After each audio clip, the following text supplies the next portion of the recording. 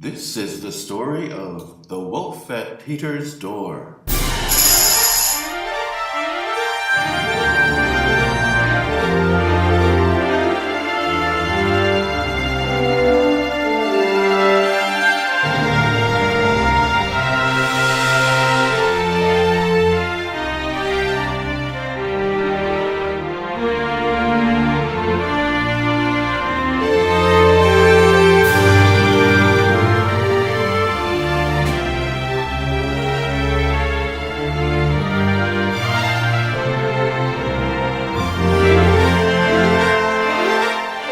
Most of you are probably familiar with the story of Peter and the Wolf.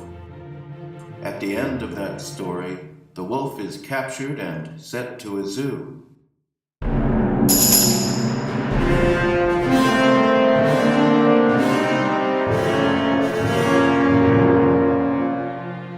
narrator has always felt badly for the wolf, who was only doing what wolves need to do, hunting in order to live.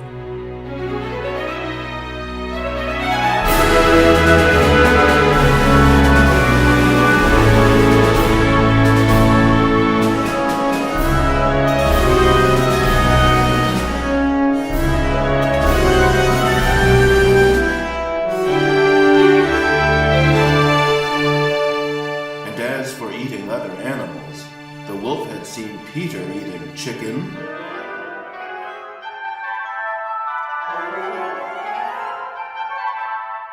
beef,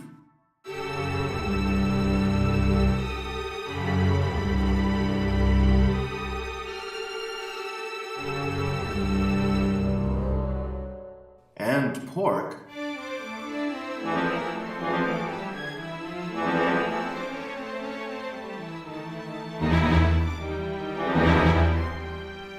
Even wasting some when he was no longer hungry.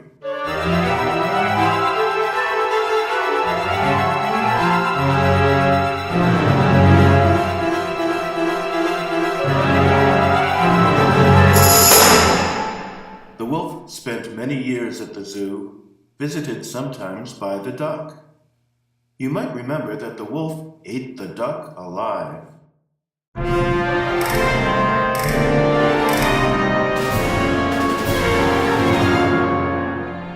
Well, the duck soon re-entered the world of light. Never mind how.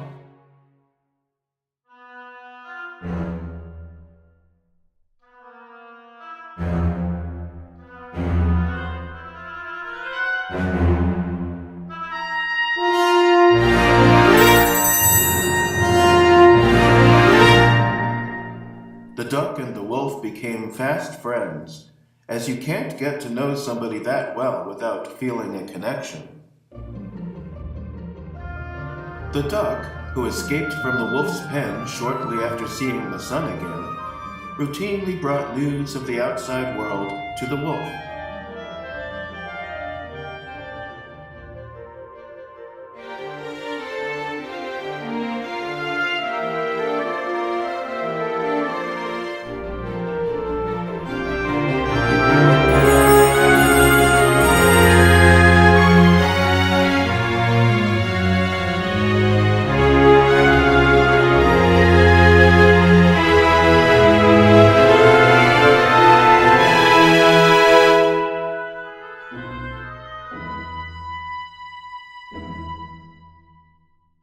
The years passed, and one day the duck mentioned that Peter had become a wealthy investment banker in the local city. He lived with his grandfather in a palatial house, and had given his grandfather a large screen TV to make up for spending no time with him. Grandfather spent hours on end watching game shows.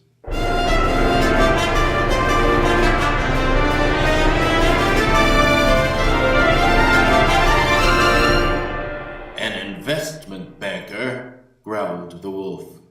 This man Peter produces nothing and is rewarded handsomely for making rich people richer. This so annoyed the wolf that he slipped past his feeders and escaped from his pen. Zoo life had been fine, with regular food and plenty of company. But such was the wolf's annoyance that he decided to go back to the woods. The wolf's plan was simply to find Peter's home and show up. The wolf knew that for those who love money above all else, nothing is more frightening than having a wolf at the door.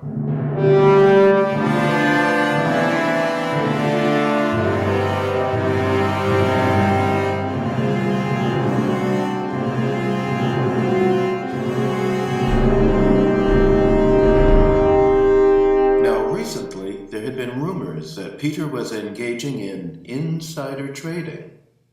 The duck, who knew a thing or two about being an insider, waddled stealthily to Peter's house to check it out.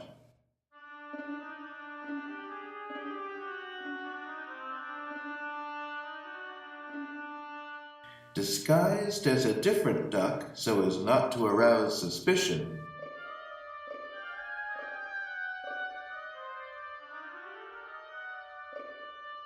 he stationed himself under an open window outside of Peter's house.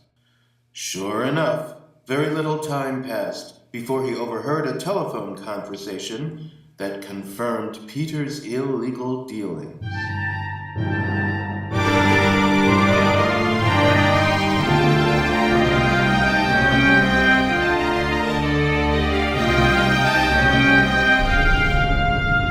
He certainly has turned out badly, thought the duck in disgust. And he left as quickly as he could to tell the wolf.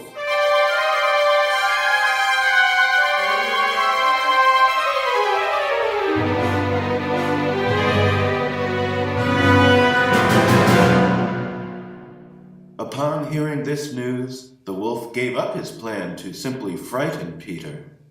He began to work on a more elaborate scheme, one that agreed with his sense of irony and also made use of the cat and the bird.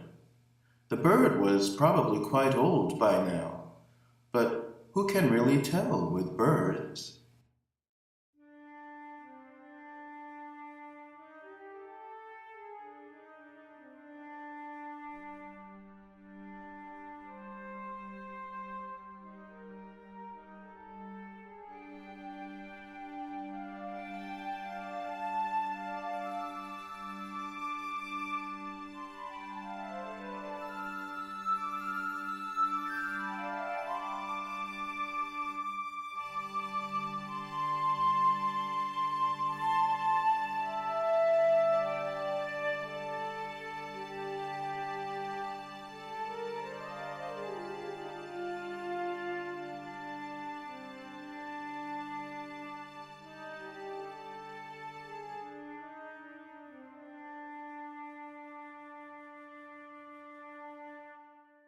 Late one night, the wolf, the bird, and the duck crept outside the office window in Peter's large house.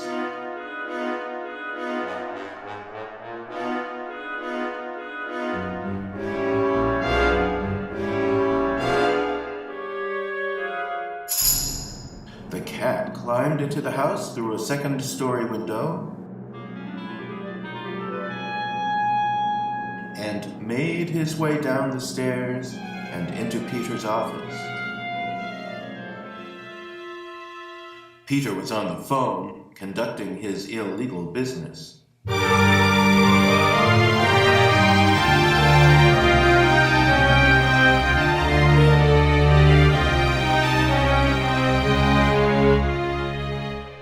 Unnoticed, the cat climbed into the box where Peter kept his spare change, which consisted of $20 and $50 bills.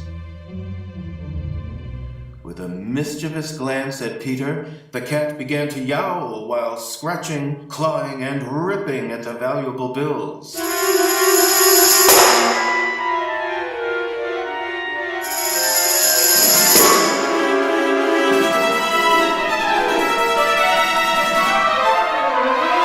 "Cat burglar!" yelled Peter into the phone. He ran awkwardly after the cat. Now the other animals barged in behind him and gave chase.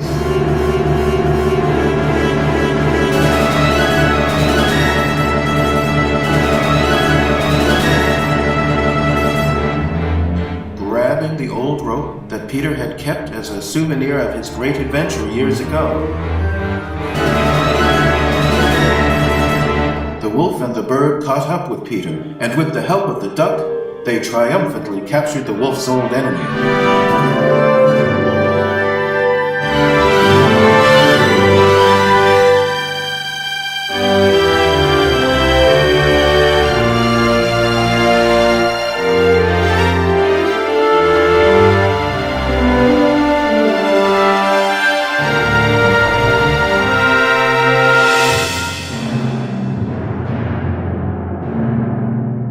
Just then, 4 policemen arrived as part of their routine patrol of the better neighborhoods.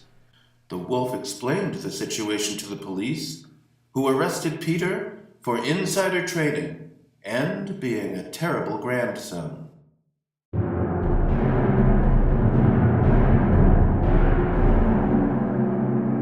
Now just imagine the triumphant procession. The wolf, the bird, and the duck at the head. After them, the policemen leading Peter. And winding up the procession, Grandfather and the cat. Grandfather shook his head discontentedly. That boy was full of himself ever since he got away with ignoring my advice. Just think what he might have accomplished if he hadn't caught that wolf. And if one would listen carefully, one could hear hapless contestants being taunted with cheap merchandise. For Grandfather, in his hurry, had totally forgotten to mute the sound.